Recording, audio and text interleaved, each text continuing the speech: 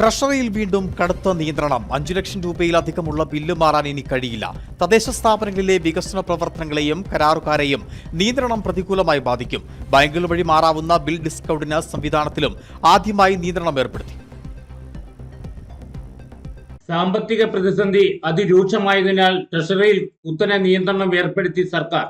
5 ലക്ഷം രൂപയിലധികമുള്ള ബില്ലുകൾ മാറി നൽകില്ല. നേരത്തെ 25 ലക്ഷമായിരുന്നു പരിധി. തദ്ദേശ സ്ഥാപനങ്ങളെയും കരാറുകാരെയും നിയന്ത്രണം ബാധിക്കും. വിവിധ വകുപ്പുകളിലെ ആനുകൂല്യങ്ങളുടെ വിതരണത്തിലും കാലതാമസം ഉണ്ടാകും. ബാങ്കുകൾ വഴി മാറാവുന്ന ബിൽ ഡിസ്കൗണ്ട് സംവിധാനത്തിലും ആദ്യമായി നിയന്ത്രണം ഏർപ്പെടുത്തി. 25 ലക്ഷം വരെ മാറാൻ കഴിയുമെന്നത് 5 ലക്ഷമായിട്ടാണ് കുറച്ചിരിക്കുന്നത്. ബില്ലുകൾ മാറുന്നതിന് 5 ലക്ഷം എന്ന പരിധി തദ്ദേശ സ്ഥാപനങ്ങൾക്കും ബാധകമാണ്. ഇത് തദ്ദേശ സ്ഥാപനങ്ങളുടെ വികസന പ്രവർത്തനങ്ങളെയും കരാറുകാരെയും പ്രതികൂലമായി ബാധിക്കും. സാമ്പത്തിക വർഷത്തിന്റെ രണ്ടാം പകുതിയിലാണ് തദ്ദേശ സ്ഥാപനങ്ങളുടെ പദ്ധതി പ്രവർത്തനങ്ങൾ തുടങ്ങുന്നത്. തദ്ദേശ സ്ഥാപനങ്ങൾ വികസന പ്രവർത്തനങ്ങൾ ആരംഭിക്കുന്നതിനായി പ്രാഥമിക പ്രവർത്തനങ്ങൾ ആരംഭിച്ചിട്ടേ ഉള്ളൂ. ഈ ഘട്ടത്തിൽ നിയന്ത്രണം വന്നതിനാൽ പദ്ധതികൾ പലതും ഒഴിവാക്കേണ്ടി വരും. സമയത്ത് ഒരു നിർമ്മാണ പ്രവർത്തനങ്ങളും നടക്കില്ലെന്ന കാര്യം ഉറപ്പായി. കരാറുകാർ കരാർ ഏറ്റെടുക്കാനും മടിക്കും. ഇത് തദ്ദേശ സ്ഥാപനങ്ങളുടെ വികസന പ്രവർത്തനം അട്ടിമറിക്കപ്പെടും. പഞ്ചായത്തിന്റെ വികസനത്തെ വീണ്ടും തടസ്സപ്പെടുത്തിക്കൊണ്ട് ഗവൺമെന്റ് ട്രഷറി നിയന്ത്രണം ഇന്നലെ മുതൽ ഏർപ്പെടുത്തിയിരിക്കുകയാണ്.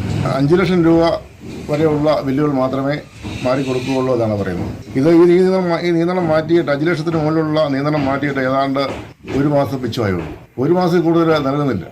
വീണ്ടും പഴയ വഴിയിലേക്ക് തന്നെ ഗവൺമെന്റ് എത്തിയിരിക്കുകയാണ്. അപ്പോൾ ആ കൂടി നോക്കിയാൽ ശ്രീധര പഞ്ചായത്തിന്റെ വികസന പ്രവർത്തനങ്ങൾ അതേപോലെ അവതാരണത്തിലാണ്.